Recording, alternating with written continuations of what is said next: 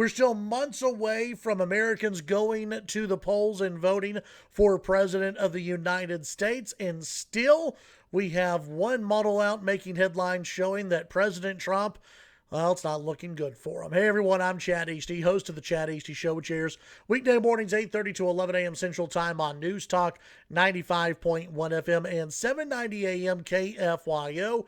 The headline from fake news CNN, Trump will lose in a landslide because of the U.S. economy. That's a new election model, and as we know, models are never wrong.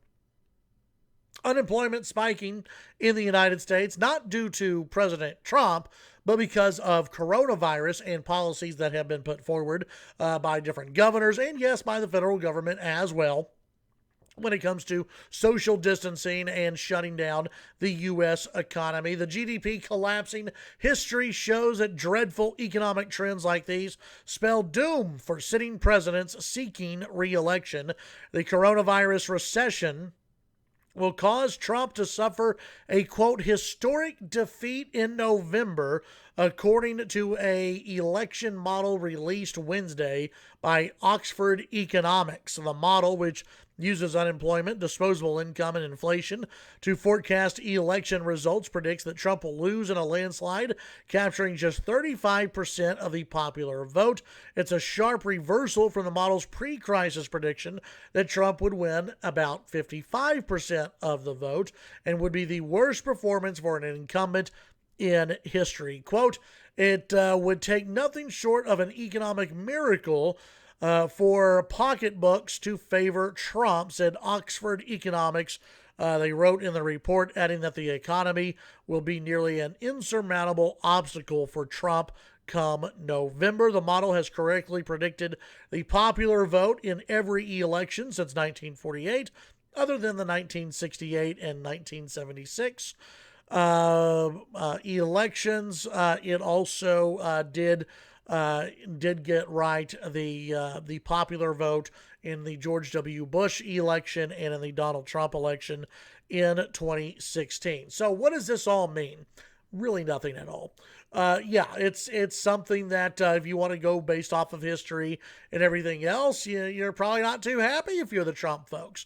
The road is definitely tougher, I think, for President Trump, dealing with this economy that is going on right now, an economy that is still not bouncing back, an economy that will take time to bounce back. But that's one of the key things. How long does it take to bounce back? If things are actually starting to pick up a little bit as we go into the election, I actually think the president has a better shot than what this model predicts. If it's doom and gloom still, if people are still losing their jobs, if we have sunk, forget about a recession, but gone into a depression, if again, we have record unemployment and people keep being furloughed and losing their jobs, and there's no hope at the end of the tunnel, then I can see a scenario where President Trump loses. Let's not forget this.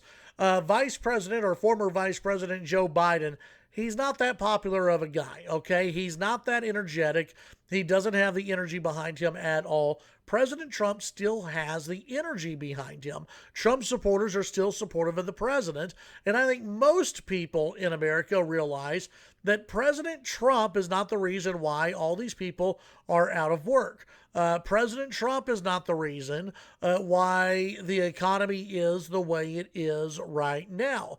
Now, with a worldwide pandemic, I think it kind of shifts how people think about the leadership of a nation. And then if you're President Trump, you simply have to ask this. Okay, things were going great until China lied to the entire world, and this COVID-19 coronavirus became a worldwide pandemic. China lied to everybody. China took out the U.S. economy. Also, decisions made, yes, to shut down the economy, and decisions being made by governors now to continue that shutdown, continue to hurt the economy, continue to cost people their livelihood, continue to cost people their jobs.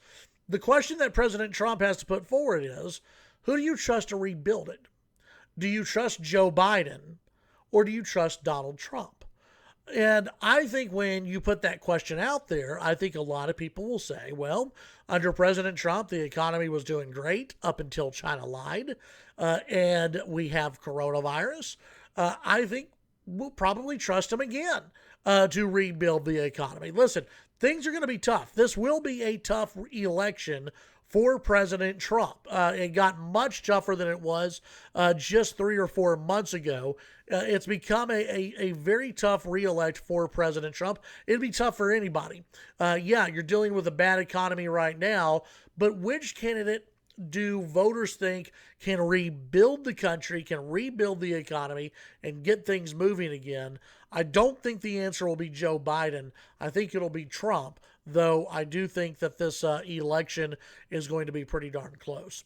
Tune in to the Chad Hasty Show weekday mornings, 8:30 to 11 a.m. Central Time. News Talk 95.1 FM and 790 a.m. KFYO. Oh, by the way, this Oxford Economics group that put out this prediction model. And remember, models are never wrong. We know that. We've learned that a lot with coronavirus. That models are never wrong. This is the same outfit that said that if Trump were to win the election against Hillary Clinton, there will be a worldwide recession. It would trigger a worldwide recession. Americans would lose their jobs and all hell would break loose. That didn't happen. Not until coronavirus hit. And you can blame China on that one. Tune in to the Chad Hasty Show weekday mornings, 8:30 to 11 a.m. on KFYO. Follow me on Twitter at Chad Hasty Radio. We'll talk to you later.